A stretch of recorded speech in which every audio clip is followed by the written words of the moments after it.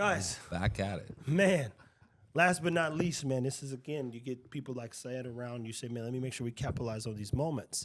Now, Syed, you never done the podcast thing for real, man. No. And I'm sure people have asked you. Yes. Now, what would be the name of your podcast if you started one? I don't know.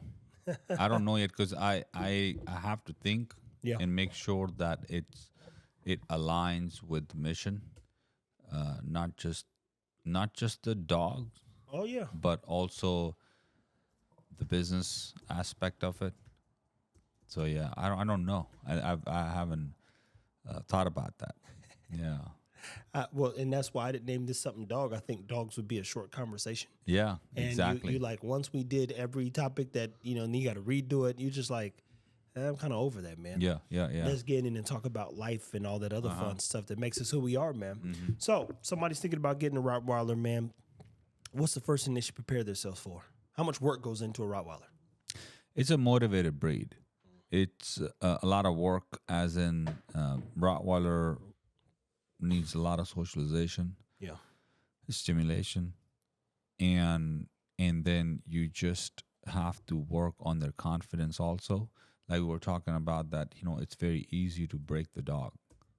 You don't want to do it like corrections way early, because just let them explore.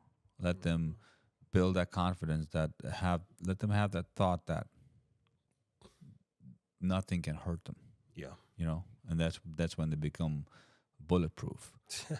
So specifically Rottweilers, my thing is, like, I ask people that, hey, do you have an experience with large breed? First thing is first. That's Can the you first deal with a thing. big ass dog? Exactly. Then they say yes. Okay, then do you have, is that large breed, what kind of large breed? Like, is it like a freaking Saint Bernard, or is it like a Dalmatian or German Shepherd or Rottweiler, some like motivated breed or non-motivated breed and all that stuff. So that they're different kind of conversations. Let's just talk about people that have never owned a Rottweiler, because they want to own one too. And and I don't wanna be that person that say, hey, you don't have an experience, sorry, I can't sell you one. I don't want to be that person. I want to make sure that I'm doing enough digging, deep dive, and during my phone screen with those clients, to understand that, are they willing to learn? Yeah. Right? Are they willing to? Do they have what it takes to provide the best life of this to the Rottweiler? Because the puppy is gonna be all cute for like 6, 7 months, 8 months, and then you have a big ass dog. Then you're going towards, then he or she is going to show that, hey, they're the boss. Yeah. So all those things goes into that hey, my conversations with them, and there are different kind of conversations, because everyone has different family dynamics. Everyone has different hobbies. Because I ask people this also, that, hey, what do you do when you're not working? Like, what do you do? Because that also affects the dog's life. Because you can have a structure and all that, and dogs are great when you're at work. Or when you come back, what are you going to do? What's your plan? What's your goal? And so walk me through this whole thing. And that's part of my phone screen, and to understand and make that decision that, yes, I can help you get a Rottweiler, but you're going to have to listen to me, because I will be the one to who match the temperament of the dog. Because I don't really, the customer that called when we were at the grocery store yesterday, so I had a similar conversation that, hey, you can't reserve a gender. Yeah. You know what I mean? Because a lot of people are like, hey, I want a male. Well, I want $1 million. Then what? You know what I mean? We neither one are going to get what we want. Exactly. So, hey, is male the right fit for you? Not just for you, but what about your wife, your girlfriend, your partner, your husband or whatnot, your kids? Think about all these things And these are the conversation I have with people. And some people like it, some people don't. The ones like it, they're TRK family. The ones who don't, they're not. It's funny because people will call and just want to be, give me a dog. You'd be like, if you got the money, I'm still not giving you a dog. I got a few more questions. Yeah. It's different. It's different. It's not all about money for me personally. Of course, I'm not And saying. talk about how the Rottweiler changed your life. Dude, so Rottweiler is a people's dog. Mm-hmm. It wants to be around you. You can be living on 100 acres, but Rottweiler wants to be around you. Yeah. That's just how this dog is. And even if it's gonna be freaking 100 feet away, it's gonna keep turning and looking at you because you've been to my property. You've seen. So when I'm walking around, the dog's doing their thing, but they check constantly. They just turn around, they check that. Hey, is he still there? Is he still there? Sometimes I fuck with them. I hide and I watch them. But the life, so Rottweiler is very loving dog, just like any other dog. Like I saw your dogs here too. They I keep forgetting the name. Maya, the older one. Yeah. Maya's are all them dogs. So she's very needy. She's very loving, right? Man. Rottweilers are the same way. They want to be around you. They're lap dogs. They forget how big they are, and they think they're still a little puppy. No, them things is huge, man. Yeah. So that's the way they change your life is, first of all, they will teach you patience, because Rottweiler is one of the stubborn breed. It will test your limits.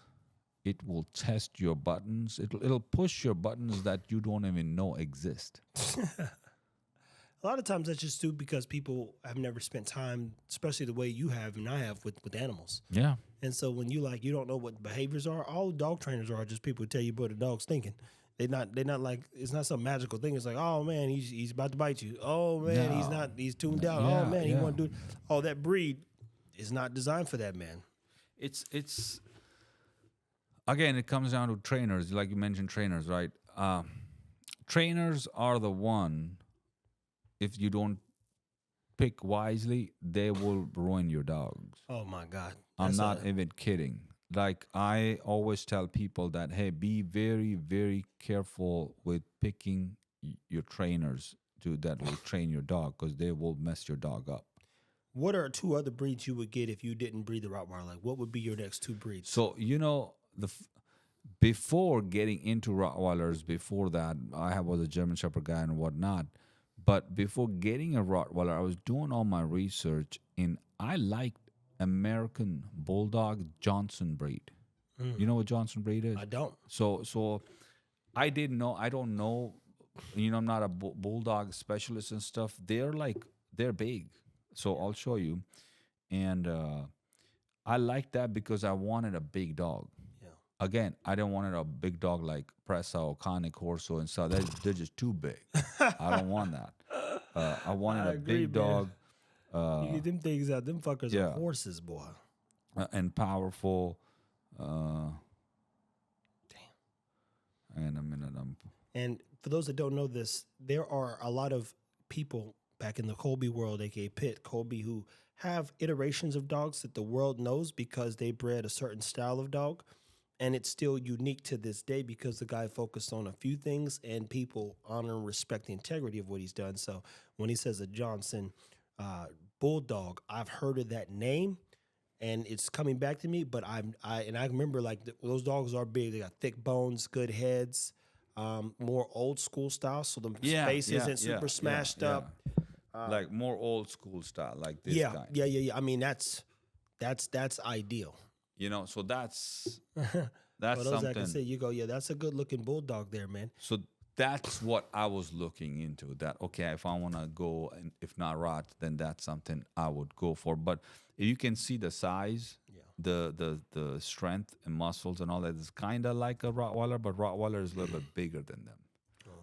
It's the Rottweilers are more powerful than them. Yeah. Then upon doing more research, the Johnson breed, the bulldog, and I'm not specialist in that, but upon my own research, I found out that they tend to have a lot of high rear, and that just gives that dip, you know. Yeah, what they call that, a sway back, huh? Yeah, and it just ruins the anatomy of the dog for me personally. I don't like high rear dogs. Some breeds are okay to have, Catalua. you know, high rear, but it's required in their functionality to have high rear. Exactly. That the way the rear structured, that dog can get up and get after. Yeah, because that's how it's supposed to be. Yeah. But to his point, certain dogs need to just straight back. Exactly. And then, you know, straight back with like a slope croup where the croup is. That's the Rottweiler. And so Rottweiler it gives you're looking for a power, strength, that robustness, right? Without being slobbery.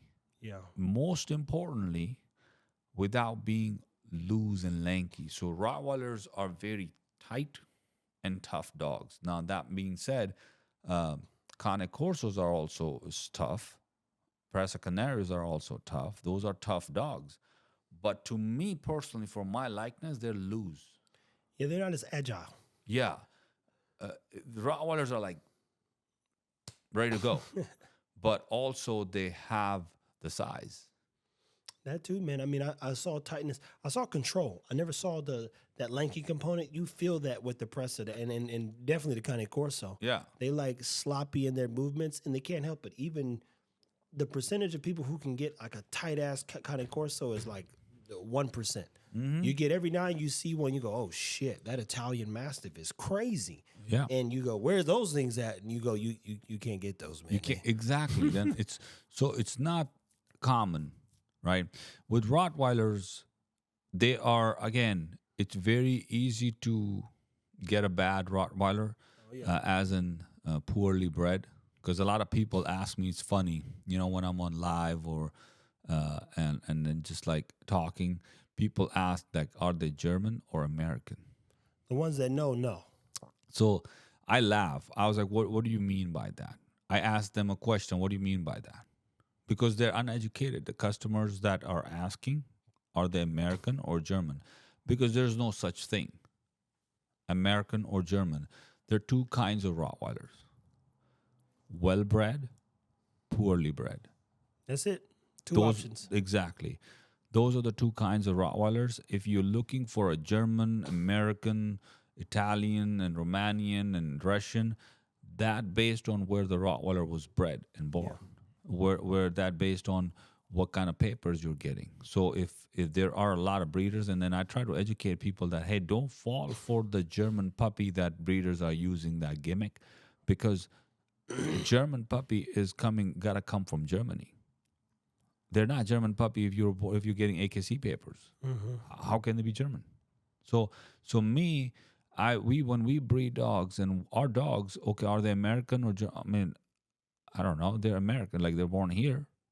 What did you call? Did you call German number or did you call me? You know what I mean? So that's the thing. In Rottweilers are it's very easy to get a bad Rottweiler, and then you blame the breed. It sucks when a dog like that gets that rap, if you would, because people didn't care. Yeah. And then the worst part is let me ask you this. Clearly, you know how to structure a business and make sure that the Rottweiler becomes, I won't say profitable, but yet you don't dig yourself into a hole. Yeah. Is there real money? Clearly, you can say yes, in the dog space. And for those people who come in like, man, I want to, get some money off a dog. What's the probability of that happening? Yes. Yes, there is real money. There is also real freaking expense. There is a lot of unpredictability. There is a lot of uncertainty, because with dogs, you just don't know. So it's just like any other business. You can go lost, you can go sideways, it can go sideways. But with dogs, like let's say you breed a bitch. You have people waiting, and it's the way every breeder, every business is structured. Their processed different way, right? Our litters are sold before they're born. Yeah. So let's say we breed the bitch and it's old, the litter is sold, but she doesn't take. Then that extend the timeline of not just the fulfilling the client's need or requirement that they were, they have been waiting for these puppies, but then to align this thing with your answer with your question, but it brings that gap, the financial gap that you were as a business owner expecting that, okay, I'm going to have these puppies. Those are called projections, people. That I'm going to sell these puppies and I'm going to have like X amount that after the expenses and this and that, blah, blah, blah, I'm going to have some amount to, I don't know, do whatever. So as a breeder, as a professional breeder, a business owner, not just like those hobby shit going on these days.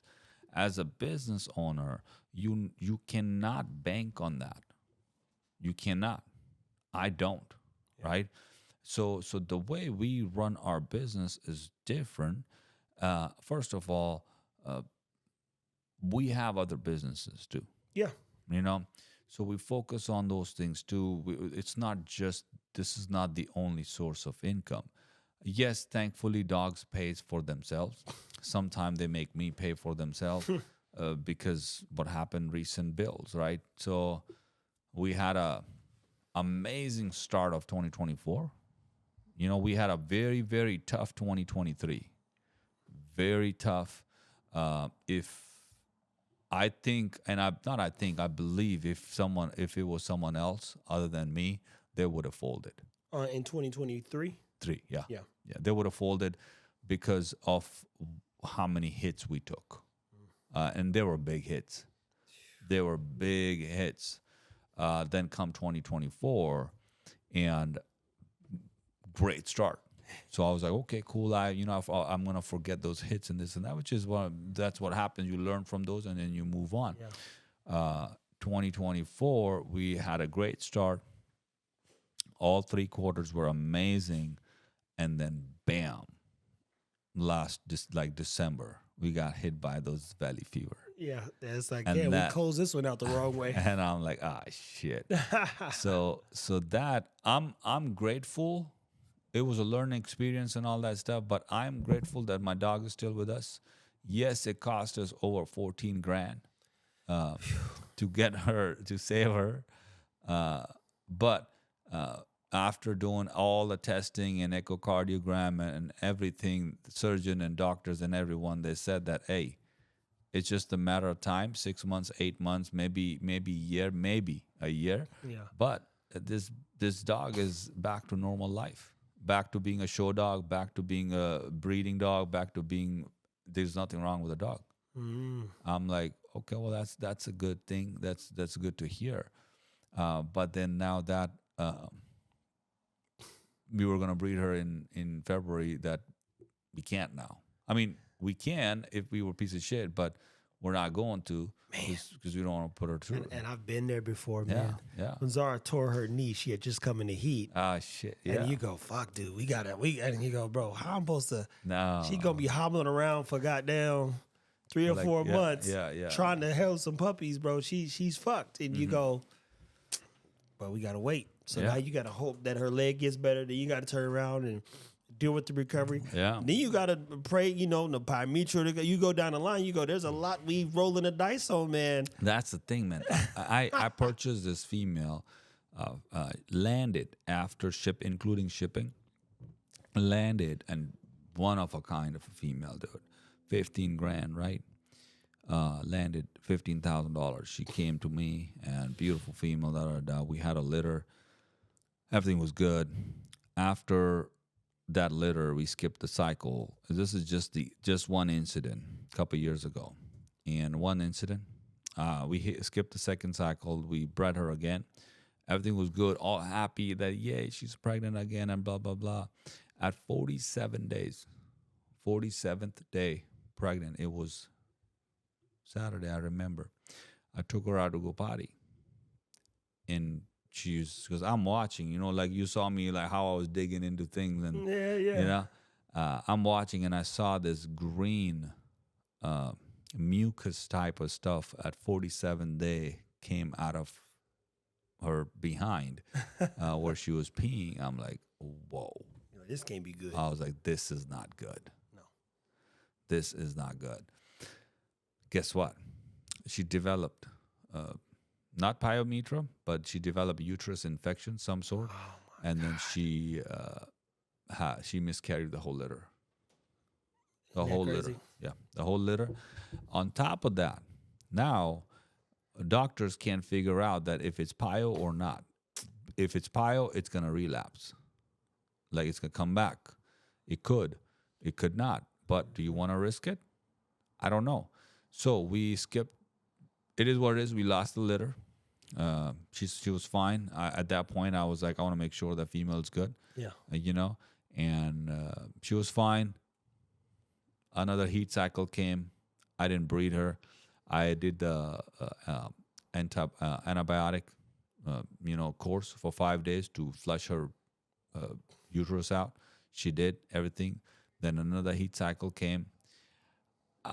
I just, for a year, I planned and I thought and I discussed and I was like, then I was like, I'm just not going to risk it.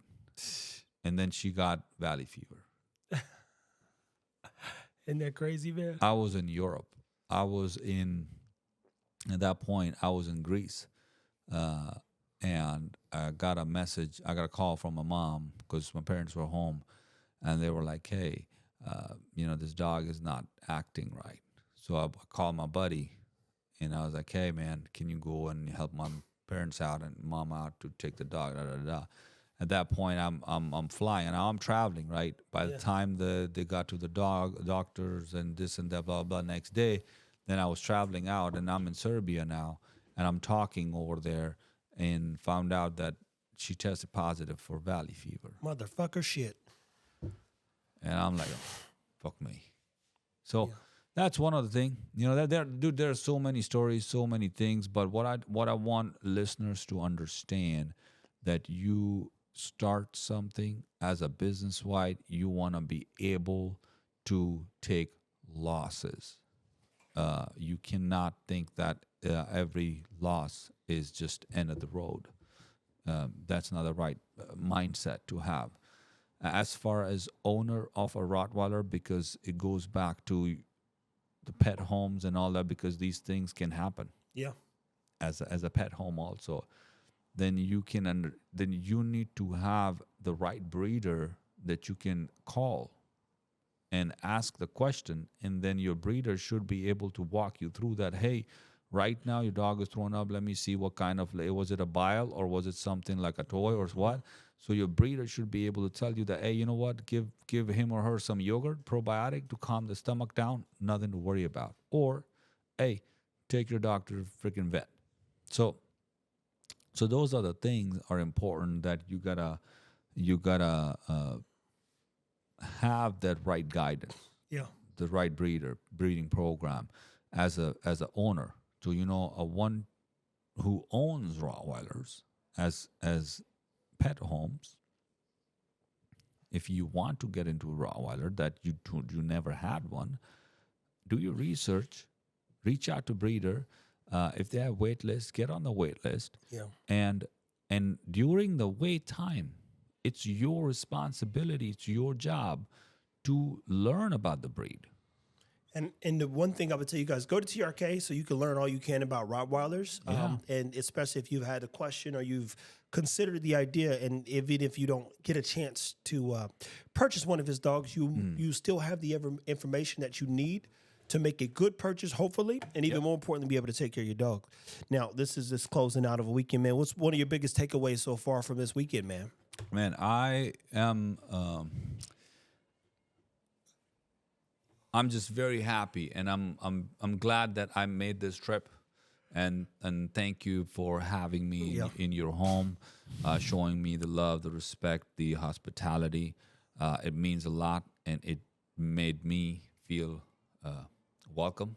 You know, and all the things that the takeaway that I'm getting is, of course, like I told you yesterday, that you are in inspiration also in a way that I admire your consistency. Yeah. So I need to hold myself accountable now moving forward. You're doing good though, man. To post more. I left him with some gems, and we posted a lot. As he saw, I still got shit from shit y'all ain't seen that I still could post from him and his dogs. And I was there months ago, and I was like, damn, he's back with. I'm like, nah, buddy.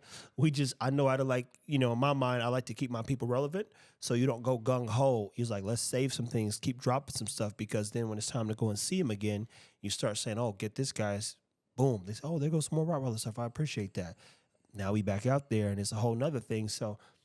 I'm glad that you took heed to that stuff, and I've seen the lives and the posting more. And again, it is your business, so I just tell everybody, like he's told me about, making sure we get our LLC and tax stuff set up. Mm-hmm. If you do Rottweilers every day, which he does morning, noon, and night, you go. There's a lot of people who probably would give a shit more about even you and your communication. And he's a numbers guy and a metrics guy, so he saw the growth. You see the people engage, you see the engagement improve, and 100%. And again. I'm going to tell you guys this that are listening, for those that do listen, I told somebody years ago, I said, man, you got to post and do talks. He says, man, my dogs speak for themselves. I said, well, my dogs ain't got no mouths.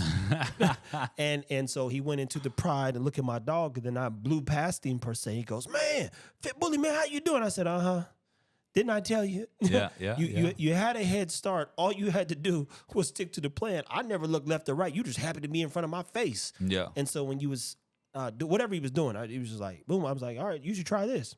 Nigga went on me, like pride and ego. No, nigga, I ain't got to do that. I'm like, all right, good luck. Now all of a sudden, man, I be learning from your page and everything. I know, because I'm learning from me too. Yeah. The more I post, the more I learn about how we need to continue to keep the show rolling per se. One thing I learned also that, hey, and I did that months and months and months ago.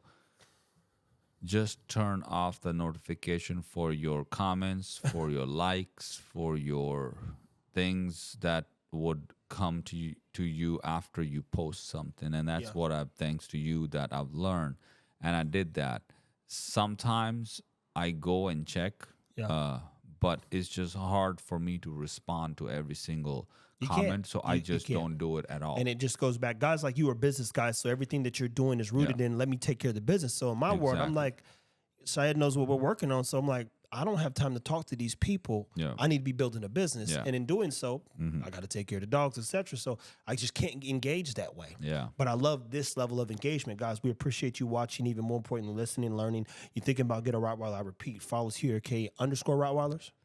TRK _Rottweilers on Instagram, TRK Rottweilers on YouTube, TRK Rottweilers hopefully on TikTok too in a couple of days. Look, we go. You hear this, man? Hopefully by the time this gets posted, TikTok is back to life. It's like this. Lazarus raised from the dead. Come on back, brother. And people gonna be. It's so funny. People gonna be so happy when that motherfucker. I know. They're gonna be so fucking happy. People. But anywho, man, stay motivated, man. All right, thanks, guys.